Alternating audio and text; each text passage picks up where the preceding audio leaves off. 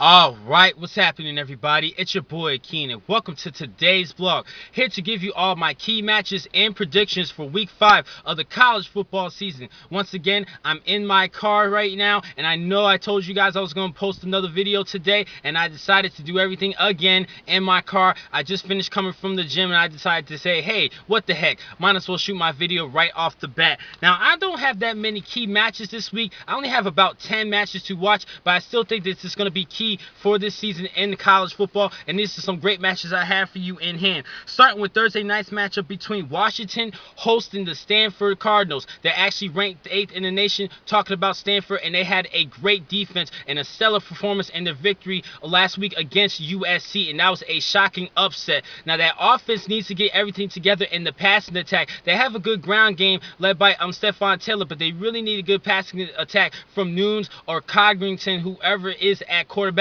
Most likely Josh Nunes. He's a decent quarterback, but he needs to step up a little bit coming deeper into the Pac-10 schedule this season. Now, for this game, could be an upset this week because Washington does have a pretty good offense, and they have a good returning quarterback in Keith Price, and even LSU head coach Les Miles even admitted that Washington is still a great team even after they demolished them 41-3 a couple of weeks back. But this Washington team can pull off this upset, so Stanford still needs to be on the lookout. But I think that defense is going to help this team out a lot and triumph with a victory. Next game, need to talk about a Big 12 matchup between number 25 Baylor, surprisingly at number 25, and number 9 West Virginia. West Virginia had a scare last week against Maryland. They barely won 31-21, gave up some points on the defensive side, and they're playing a high passing offense led by quarterback Nick Florence of the Baylor Bears. This is a good passing team. I think they need to get that ground game to a little bit more together, but they still have a decent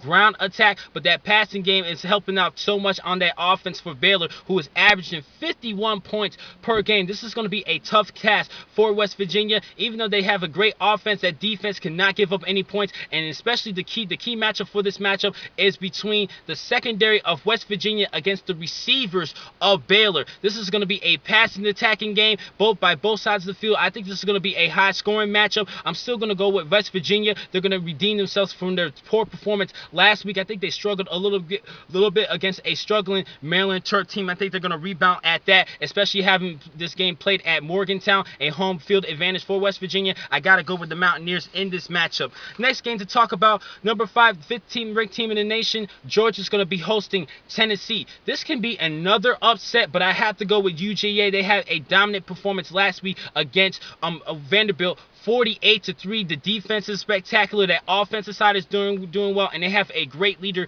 in quarterback Aaron Murray. I have to go with the Bulldogs all the way in this matchup. Next game to look at, Cincinnati. They're going to be hosting Virginia Tech. This could be a great matchup to watch. The reason why I have this matchup as one of my key matches this week is because Cincinnati is undefeated, and they crushed Pittsburgh in their first week. Virginia Tech actually lost to Pittsburgh 2 weeks ago, 35-17. Now, Logan Thomas, he has been doing everything for this team at quarterback. He needs some support in this matchup. Cincinnati has a pretty good quarterback as well, and Munchie Legault, he's going to be leading that offense. That defense is pretty well as well for the Bearcats, only giving up less than 10 points per game, one of the top scoring defenses in the nation. But I have to go with Tech in this one because they're more talented on the defensive side. Even though they give up more points, they still had to face tougher competition thus far in this season. This could be an upset for Virginia Tech, but I have to go with the Hokies in this one. But they need more supporting team on the supporting cast for that offense for Logan Thomas, for that offensive attack. Next game to talk about, Arizona State's going to be traveling to Cal to face the Bears. Now, Arizona State has a great defense, and I think this is going to work well in this matchup. But California, I do like this team a lot, even though they have been losing for the past couple of weeks. They were even my sleeper of the Pac-12 championship this season, but I still think this is a good team overall. They have plenty of weapons on the offensive side. It's the defense that's the question mark. They've been giving up way too many points, and I think with the defense of Arizona State, they're going to hold off Cal just a little bit in this matchup, and I think that offense is going to do just well enough to beat the Bears. I have to go with Arizona State in this matchup. Next game to talk about, number 12 team, ranked team in the nation, my Texas Longhorns is going to be traveling to Oklahoma State to face the Cowboys. This is going to be an interesting matchup to watch. The Cowboys started off their season off with a bang, with a big 80-point victory, but then they lost to Arizona, which was a surprising upset to me in that matchup. Now, Texas, this team, I'm still concerned about this team overall. I think a lot of people are believing more in the hype of this Texan Longhorn team. That defense, the ground game for Texas, but that passing game, we still need to see more consistency at quarterback with David Ash, and he had a spectacular performance against Ole Miss in their last matchup. I think this Texas team is for real, and I think they're going to prove it against Oklahoma State, so I have to go with the Longhorns, hook 'em horns all the way. Next game to talk about, Nebraska's going to be hosting unranked Wisconsin. Wisconsin, they just been drowning ever since that big loss to Oregon State, and I think they're going to go downhill from there. They're still struggling at quarterback. Danny O'Brien is not going to be starting in this matchup. They're going to go with a new quarterback, and Monte Ball has been struggling this season. I just lost faith in Wisconsin. I thought with the return of Monte Ball, he was going to have a big season, but all of these teams have been understanding that offense, and really the reason why Monte Ball did so well last season is because of the offensive line, and they lost two of the top starters who left for the NFL draft, and that was the big difference maker for that ground attack. Monte Ball is still a good running back, but he has been struggling this season, dealing with injuries and that off the field issue when he was jumped by 3 Wisconsin students, and that was a big downfall for him. Had to deal with probably a little bit of a mild concussion, and that was a little bit of a setback for Monte Ball. He has been struggling a lot this season. This is not his year, and I think Nebraska is going to dominate in this matchup. Rex Burkhead, he should be fully healthy. He's going to be leading the rushing attack for the Cornhuskers. I have to go with number 22, Nebraska over Wisconsin. Now, I have to give you my upset game of the week, and I told you guys every week I'm going to give you an upset. Now, this was a shocker to me. Oregon State is actually ranked 18th ranked team in the nation. They had 2 big performances. They beat Wisconsin.